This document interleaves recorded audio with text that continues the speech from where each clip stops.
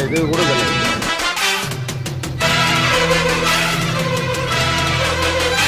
தானே பாடுறா.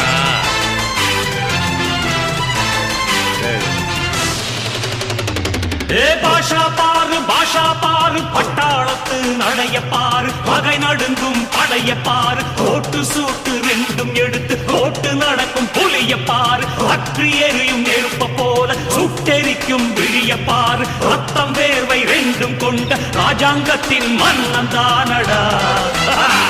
இவன் பேருக்குள்ளே காந்தம் உண்டு உண்மைதானடா. இவன் பேருக்குள்ளே காந்தம் உண்டு உண்மைதானடா.